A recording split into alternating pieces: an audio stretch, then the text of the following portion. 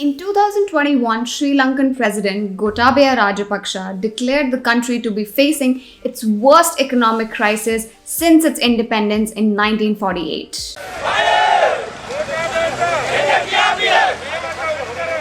Namaste everyone, welcome to our YouTube channel. I am Pooja Sharma, and in today's video we are going to know why Sri Lanka is on the brink of filing for bankruptcy.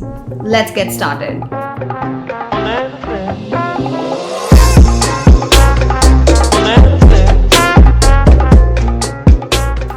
Sri Lanka today is facing a severe economic crisis. The country is quickly running out of foreign exchange reserves, things like gold, dollar, and other dollar-like assets.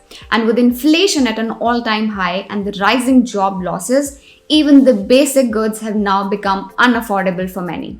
After the Prime Minister of Sri Lanka, Mahinda Rajapaksa, declared an economic emergency in the country, the military was given power to raid the warehouses and ensure that essential items, including rice and sugar, were sold at fixed government prices. But this has only worsened the situation as these restrictions have led to even more price inflation with the increase in demand and comparatively less supply. Sri Lankan economist Nishant Dhimal has explained it beautifully here. In a competitive market, if the market it's not a monopoly market, hoarding does not make sense. So really, I think from a position of government, you have to solve the hoarding problem in two ways. Either you say there's something wrong with our market structure. There's not enough competition because people can hoard only if you've given a few people monopolies, and that should stop.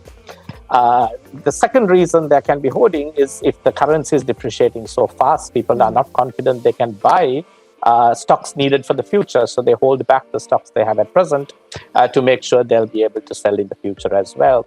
So, both are problems that the government can solve, not by trying to hunt down the people who are hoarding, but by trying to solve the problems that make them hoard, either because they have monopoly power and there's no competition, or because there's great uncertainty. The situation has gotten so worse that the local newspapers have depicted cartoons of Sri Lanka pleading for cash from neighboring SAARC countries. But what brought Sri Lanka to this level of economic turmoil? Let's find out.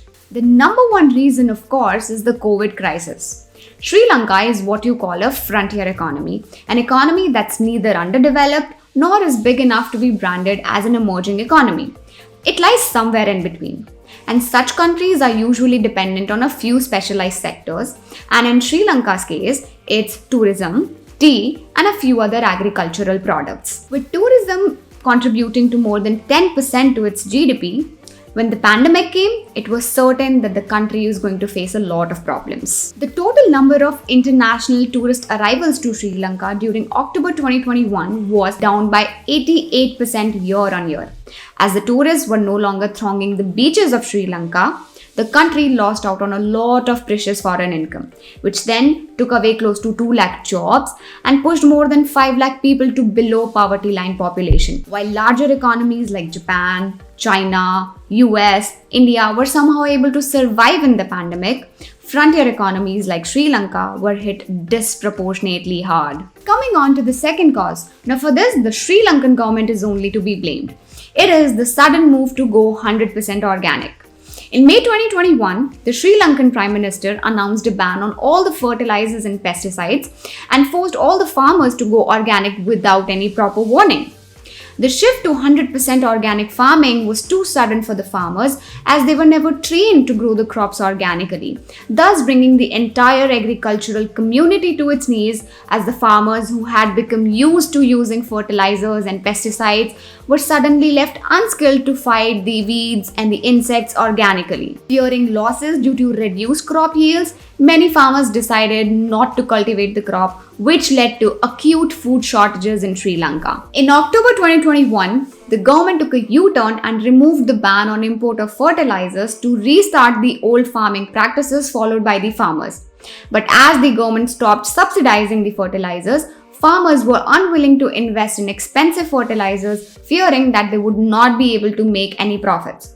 On top of that, lack of fertilizer usage for most of the year resulted in a less crop produce than normal, leading to a drop in the overall food supply and causing the prices to soar even further. With inflation upwards 11.1%, people are now forced to buy 100 grams of beans instead of 1 kg of beans, and 1 kg of milk powder packets are now being split up and sold in portions of 100 grams because many can no longer afford this rising cost of living. Watch this short 50-second clip to understand the ground reality better, or you can skip to this timestamp. I'm curious, how much has that changed in the last 2 years? Say, a bag of rice, how much did it cost then? How much does it cost now? And do you have access? Are you confident that you have access to essentials like food and medicine and fuel? So I think, the central bank reports on the inflation rate, and inflation is somewhat higher than it has been in past years, but it's still in the single digits. That inflation is